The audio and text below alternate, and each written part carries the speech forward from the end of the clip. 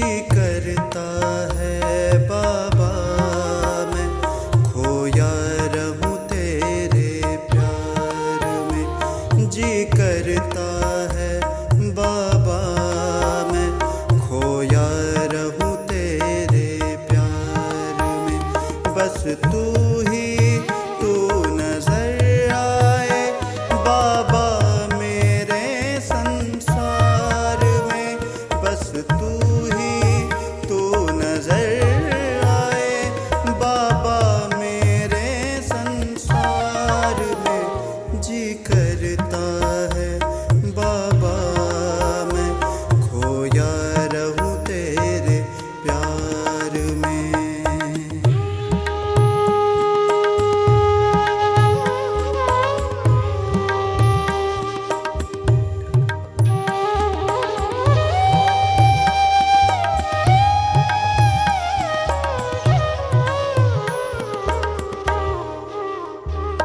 तू ही मेरा सच्चा साथी जीवन का आधार है।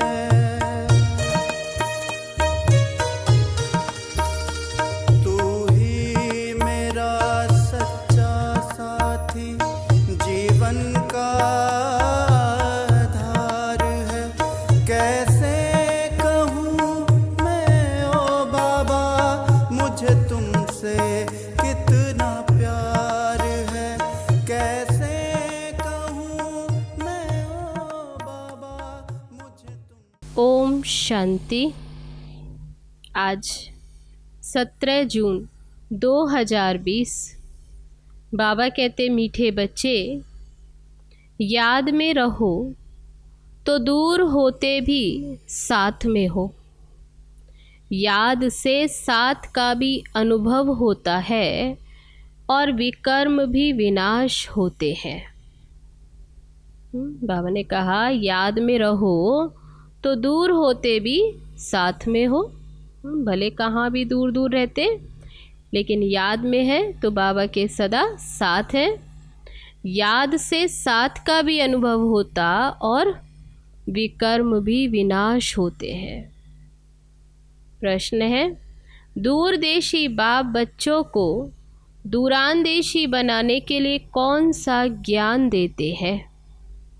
दूरदेशी बाप, परम धाम का रहने वाले बाप दूर देश के बच्चों को दूरांदेशी बनाने के लिए कौन सा ज्ञान देते हैं? उत्तर है, आत्मा कैसे चक्र में भिन्न भिन्न वर्णों में आती है इसका ज्ञान दूरांदेशी बाप ही देते हैं। तुम जानते हो अभी हम ब्राह्मण वर्ण के हैं। इसके पहले जब ज्ञान नहीं था तो शूद्र वर्ण के थे, उसके पहले वैश्य वर्ण के थे। दूर देश में रहने वाला बाप आकर यह दूरांदेशी बनने का सारा ज्ञान बच्चों को देते हैं। गीत है, जो पिया के साथ है उनके लिए बरसात है। तब कौन सी बरसात? शिव बाबा के जो साथ है उनके लिए सदा ही ज्ञान की बरसात है। ओम शांति। जो ज्ञान सागर के साथ है उनके लिए ज्ञान बरसात है। तुम बाप के साथ हो ना, भल विलायत में हो व कहाँ भी हो साथ हो। याद तो रखते हो ना, जो भी बच्चे याद में रहते हैं वो सदैव साथ में हैं। याद में रहने के साथ, याद में रहने से साथ रहते हैं और विकर्म विनाश होते हैं। कितना फ़ायदा है याद में रहने से? तब बाबा कहते याद में रहने से एक तो बाबा के सदा साथ हैं और दूसरा विकर्म भी विनाश होते हैं। फिर शुरू होता है विकर्मा जीत संवत। फिर जब रावण राज्य होता तब कहते राजा विकर्म का संवत। वह विकर्मा जीत वह विकर्मी। अभी तुम विकर्मा जीत बन रहे हो, फिर तुम विकर्मी बन जाएंगे। इस समय सभी अति विकर्मी हैं, किसको भी अपने धर्म का पता नहीं है। आज बाबा एक छोटा सा प्रश्न पूछते हैं। तो बाबा क्या पूछते हैं? सतयुग में देवताएं यह जानते हैं कि आदि सनातन देवी देवता धर्म के हैं। क्या उन्हें ये स्मृति होगी कि हम आदि सनातन देवी देवता धर्म के हैं? जैसे तुम समझते हो अभी हम हिंदू धर्म के हैं, कोई कहेंगे हम क्रिश्चियन धर्म के हैं, वैसे वहाँ देवताएं अपने को देवी देवता धर्म का समझते हैं। विचार की बात है ना। वहाँ दूसरा कोई धर्म तो है नहीं जो समझे कि हम फलाने धर्म के हैं। यहाँ बहुत धर्म है, तो पहचान के लिए फिर अलग अलग नाम रखे हैं। वहाँ तो है ही एक धर्म, इसलिए कहने की दरकार ही नहीं रहती कि इस धर्म के हैं। उनको पता भी नहीं है कि कोई धर्म होते हैं। बाबा कहते उन्हें ये मालूम ही नहीं कि और भी धर्म होते हैं, क्योंकि वहाँ और धर्म कोई है ही नहीं, उनकी ही राजाई है। अभी तुम जानते हो हम आदि सनातन देवी देवता धर्म के हैं। बाबा कहते अभी तुम्हें ये स्मृति है। देवी देवताओं को कोई देवी देवता और कोई को कहा नहीं जा सकता। पतित होने कारण अपने को देवता कह नहीं सकते। पवित्र को ही देवता कहा जाता है। वहाँ ऐसी कोई बात नहीं, कोई से भेंट नहीं की जा सकती। अभी तुम संगम युग पर हो, जानते हो आदि सनातन देवी देवता धर्म फिर से स्थापन हो रहा है। वहाँ तो धर्म की बात ही नहीं है। वहाँ तो है ही एक धर्म। यह भी बच्चों को समझाया है। ये जो कहते हैं महाप्रलय हुई, सब समाप्त हो जाएगा, सब खत्म, अर्थात कुछ भी नहीं रहता, यह भी रॉन्ग हो जाता। बाबा बैठ समझाते हैं राइट क्या है। शास्त्रों में तो जलमई दिखा दिए, अब बाप समझाते सिवाय भारत के बाकी जलमई तो बाबा कहते सिवाय भारत के जलमई हो जाती, अर्थात और कोई खंड रहते नहीं। इतनी बड़ी सृष्टि क्या करेंगे? एक भारत में ही देखो कितने गांव हैं।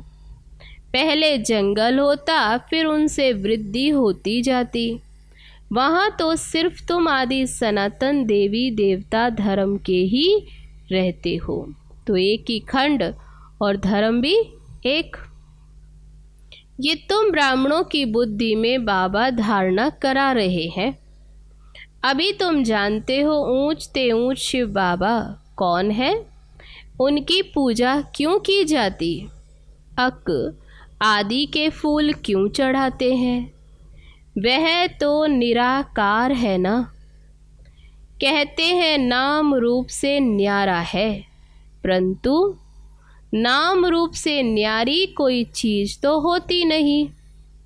तब बाबा कहते भगवान के लिए कह दिया नाम रूप से न्यारा, लेकिन वास्तव में तो कोई वस्तु भी नाम रूप से न्यारी नहीं होती।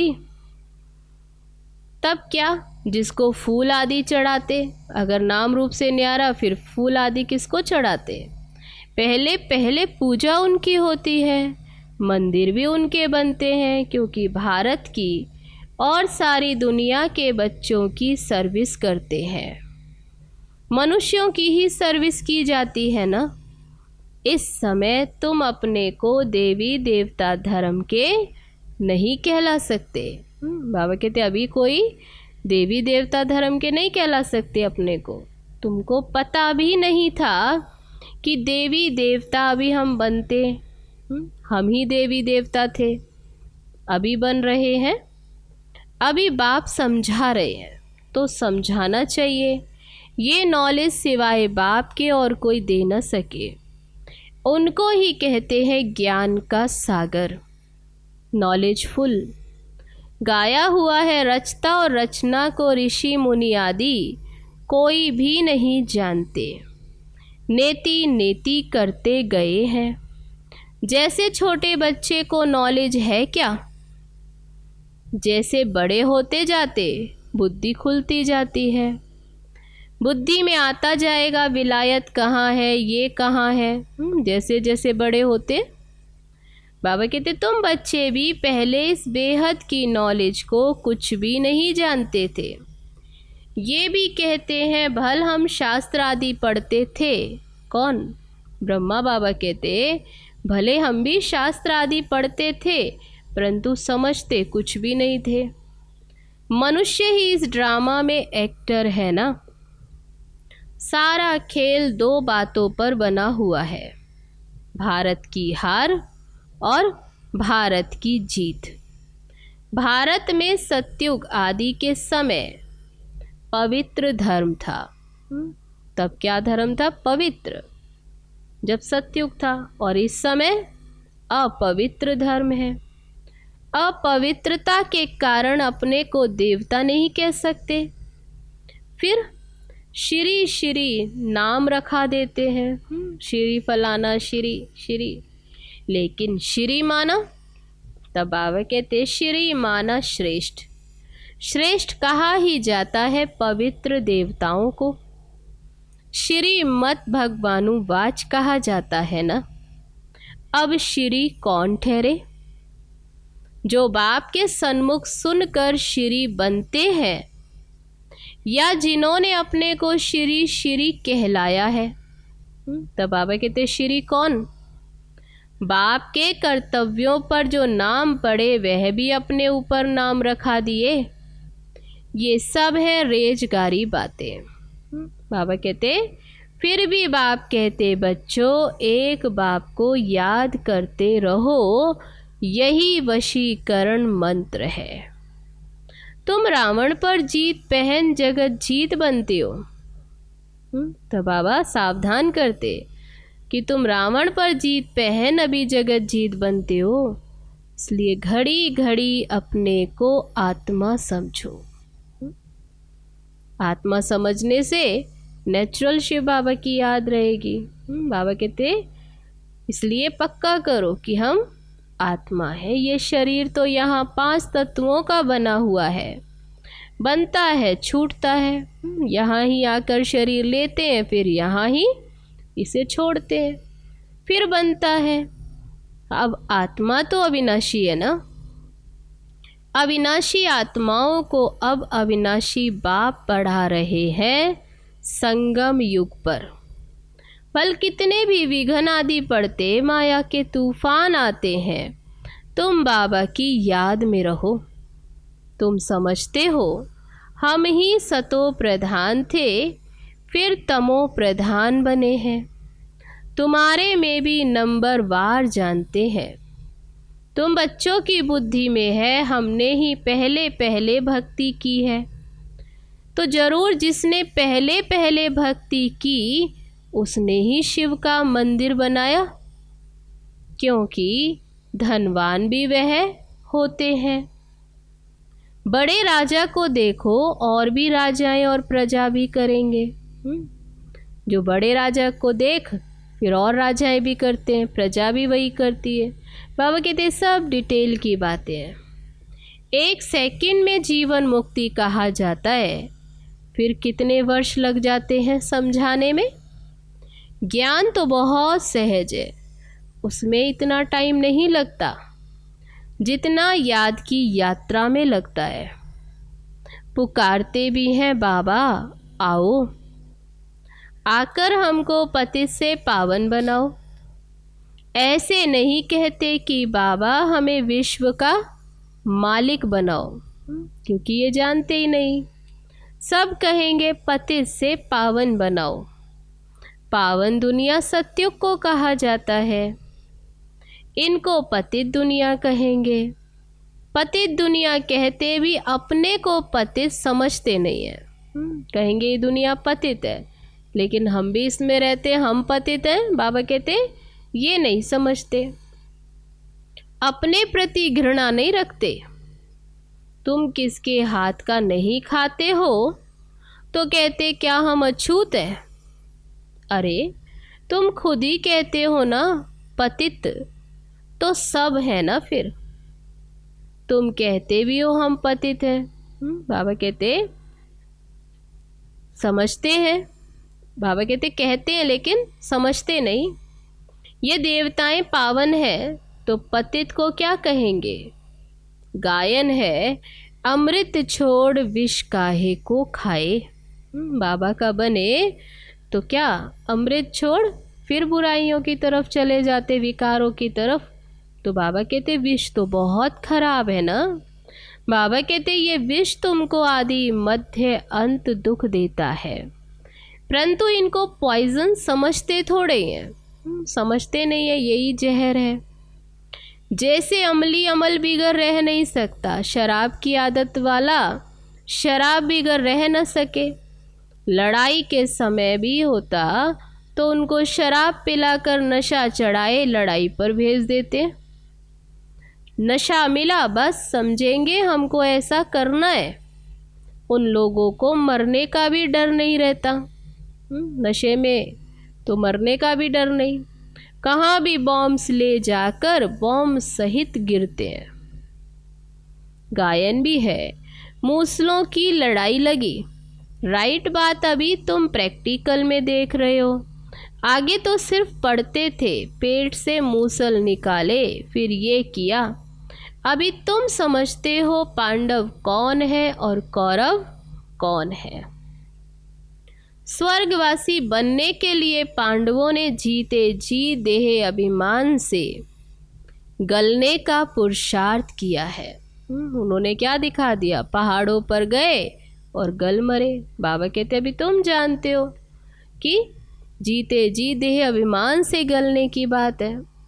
तुम अभी ये पुरानी जूती छोड़ने का पुरुषार्थ करते हो। कहते हो ना पुरानी जूती छोड़ नई लेनी है, नया शरीर लेना है। बाबा बच्चों को ही समझाते हैं। बाबा कहते मैं कल्प कल्प आता हूँ, सदा यहाँ रहता नहीं, कल्प कल्प आता हूँ। मेरा नाम है शिव। तब शिव जयंती भी मनाते।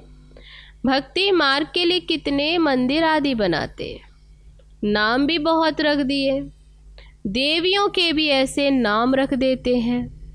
इस समय तुम्हारी पूजा हो रही है, यह भी तुम बच्चे ही जानते हो। जिसकी हम पूजा करते थे वह हमको पढ़ा रहे हैं। इस समय तुम्हारी पूजा हो रही है, ये भी तुम बच्चे जानते हो। जिसकी हम पूजा करते थे वह हमको पढ़ा रहे हैं। जिसको अब तक हमने पूजा ऊंचते ऊंच भगवान, वे भगवान अभी हमें टीचर बन पढ़ा रहे हैं। तो बाबा कहते नशा रहना चाहिए। जिन लक्ष्मी नारायण के हम पुजारी थे वह अभी हम खुद ही बन रहे हैं। इतनी ऊंच पढ़ाई जिसकी प्रारब्ध में हम ऐसा ऊंच लक्ष्मी नारायण बनते हैं। ये ज्ञान बुद्धि में है। सिमरण करते रहो फिर औरों को भी सुनाओ। बहुत हैं जो धारणा नहीं कर सकते। बाबा कहते जास्ती धारणा नहीं कर सकते हो तो हर्जा नहीं। नहीं कर सकते, बाबा कहते कोई हर्जा नहीं। याद की तो धारणा है ना, बाप को ही याद करते रहो। जिनकी मुरली नहीं चलती, जो बाबा का ज्ञान सुनकर नहीं सुना पाते, तो कहते बाबा मुरली नहीं चलती, सुना नहीं पाते। तो बाबा कहते यहाँ बैठे सिमरन करो। यहाँ कोई बंधन झंझट आदि है नहीं। घर में तो बाल बच्चों आदि का वातावरण देख वे नशा ही गुम हो जाता।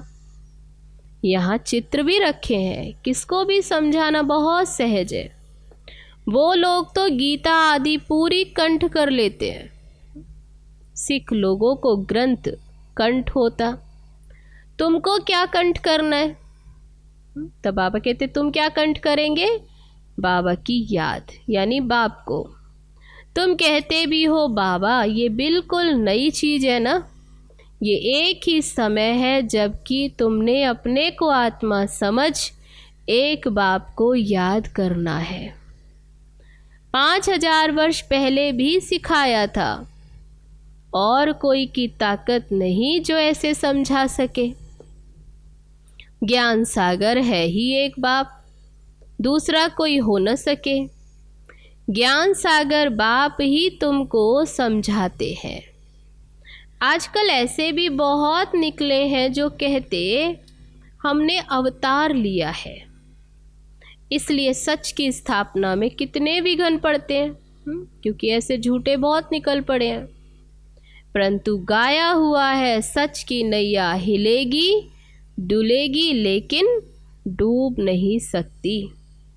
अभी तुम बच्चे बाप के पास आते हो तो तुम्हारी दिल में कितनी खुशी रहनी चाहिए। आगे यात्रा पर जाते थे तो दिल में क्या था, अभी घर बार छोड़ यहाँ आते हो तो क्या ख्यालात आते हैं। हम बाप दादा के पास जाते हैं। बाप ने यह भी समझाया है, मुझे सिर्फ शिव बाबा कहते हैं, जिसमें प्रवेश किया है वह है ब्रह्मा। मैं शिव बाबा, और जिस तन में प्रवेश किया वो है ब्रह्मा। बिरादरियाँ आती होती है ना, पहली पहली बिरादरी ब्राह्मणों की है, फिर देवताओं की बिरादरी। अभी दूरदेशी बाप बच्चों को दूरानदेशी बनाते हैं। तुम जानते हो आत्मा कैसे सारे चक्र में भिन्न भिन्न वर्णों में आई है। इसका ज्ञान दूरानदेशी बाप ही देते हैं। तुम विचार करेंगे अभी हम ब्राह्मण वर्ण के हैं, इसके पहले जब ज्ञान नहीं था तो शूद्र वर्ण के थे। हमारा है great great grand father, great शूद्र, ग्रेट वैश्य, ग्रेट क्षत्रिय। उनके पहले ग्रेट ब्राह्मण थे। ब्राह्मण से फिर क्या बने, देवता बनते हैं। अब ये बातें सिवाय बाप के तो और कोई समझा न सके। इनको कहा जाता दूरान देश का ज्ञान। दूर देश में रहने वाला बाप आकर दूर देश का सारा ज्ञान देते हैं बच्चों को।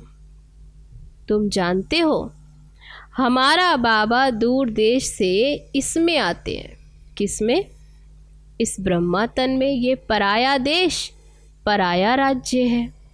शिव बाबा को तो अपना शरीर नहीं है, वह है ज्ञान का सागर। स्वर्ग का राज्य भी उनको देना है। कृष्ण थोड़े ही देंगे, स्वर्ग का राज्य देने तो बाप ही आते हैं ना, शिव बाबा ही देते। कृष्ण को बाबा नहीं कहेंगे, बाबा राज्य देते हैं। बाप से ही वर्षा मिलता है। अभी हद के वर्षे सब पूरे होते हैं। सतयुग में तुमको ये मालूम नहीं रहेगा। तब बाबा कहते सतयुग में क्या नहीं मालूम होगा, कि हमने ये संगम पर 21 जन्मों का वर्षा लिया हुआ है, वहाँ ये स्मृति नहीं होगी। ये अभी जानते हो हम 21 जन्मों का वर्षा आधा कल्प के लिए ले रहे हैं। 21 पीढ़ी यानी आयु पूरी है, फुल आयु। जब शरीर बूढ़ा होगा तब समय पर शरीर छोड़ेंगे। जैसे सर्प पुरानी खाल छोड़ नई ले लेता है, हमारा भी पार्ट बजाते बजाते ये चोला पुराना हो गया है। तुम बच्चे अभी सच्चे सच्चे ब्राह्मणों, अभी समझते हो अभी हम कौन है, ब्राह्मण। तुम्हें ही ब्रह्मरी कहा जाता है। तुम कीड़ों को आप समान ब्राह्मण बनाते हो। क्या बनाते? आप समान ब्राह्मण।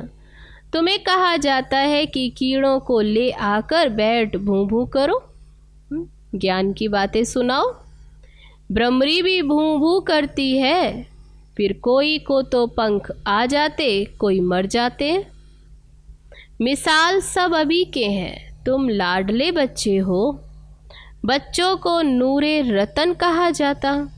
बाबा कहते हैं नूरे रतन। तुमको अपना बनाया है तो तुम भी हमारे हुए ना।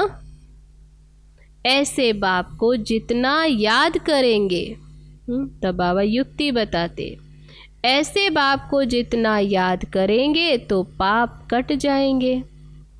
और कोई को भी याद करने से पाप नहीं कटेंगे, क्योंकि पूरा समय देहधारियों को ही देखते, देहधारियों को ही याद करते आए, तब तो ये दशा हुई।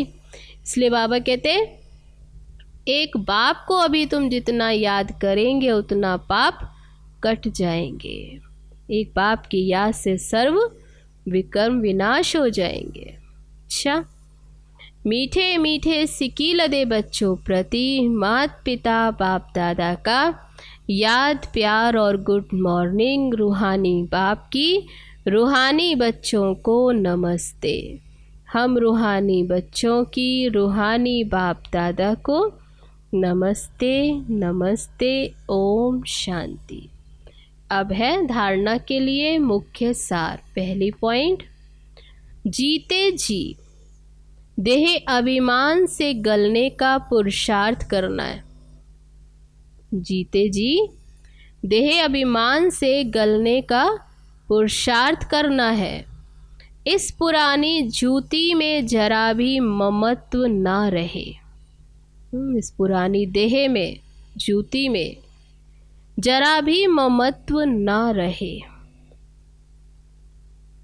दूसरी पॉइंट, सच्चा ब्राह्मण बन कीड़ों पर ज्ञान की भूं कर उन्हें आप समान ब्राह्मण बनाना है। अर्थात शूद्र से ब्राह्मण। सच्चा ब्राह्मण बन कीड़ों पर ज्ञान की भूं कर उन्हें आप समान ब्राह्मण बनाना है। अब है आज का वरदान। होपलेस में भी होप पैदा करने वाले, सच्चे परोपकारी संतुष्ट मणि भव। निराशा में भी आशा पैदा करने वाले सच्चे परोपकारी संतुष्ट मणि भव। त्रिकालदर्शी बन हर आत्मा की कमजोरी को परखते हुए उनकी कमजोरी को स्वयं में धारण करने या वर्णन करने के बजाय कमजोरी रूपी कांटे को कल्याणकारी स्वरूप से समाप्त कर देना। कांटे को फूल बना देना। स्वयं भी संतुष्ट मणि के समान संतुष्ट रहना और सर्व को संतुष्ट करना। जिसके प्रति सब निराशा दिखाएं, ऐसे व्यक्ति व ऐसी स्थिति में सदा के लिए आशा के दीपक जगाना। अर्थात दिल शिकस्त को शक्तिवान बना देना। ऐसा श्रेष्ठ कर्तव्य चलता रहे तो परोपकारी संतुष्ट मणि का वरदान प्राप्त हो जाएगा। तो क्या वरदान हुआ आज का? होपलेस में भी होप पैदा करने वाले सच्चे परोपकारी संतुष्ट मणि भव। अब है आज का स्लोगन। परीक्षा के समय प्रतिज्ञा याद आए तब प्रत्यक्षता होगी। परीक्षा के समय प्रतिज्ञा याद आए। क्या प्रतिज्ञा की है बाबा से, तो वह क्या होगा? प्रतिज्ञा याद आए तब प्रत्यक्षता होगी। अच्छा, ओम शांति। तो आज की मुरली का सार क्या था? मीठे बच्चे याद में रहो तो दूर होते भी साथ में हो।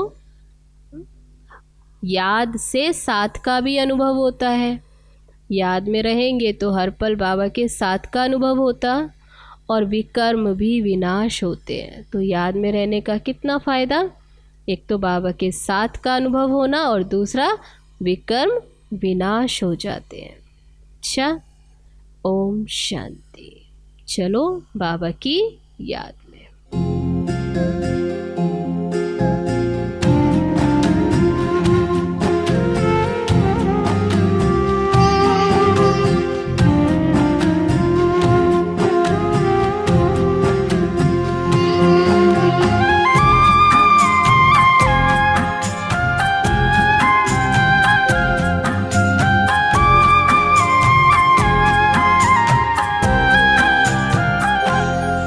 तेरी याद में मैं मगन हो गया हूँ,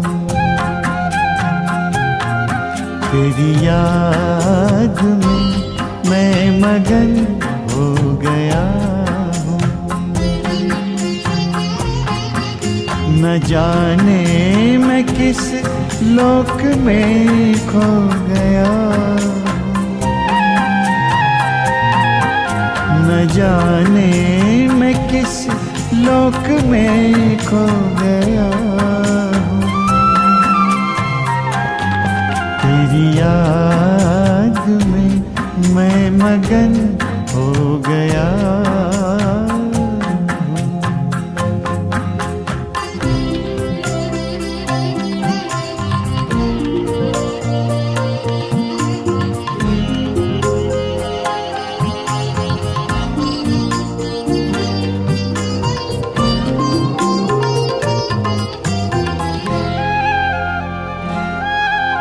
मेरे दिल की बातें तो दिल से सुनता, कहूँ क्या मैं मुख से तो पहले ही सुनता।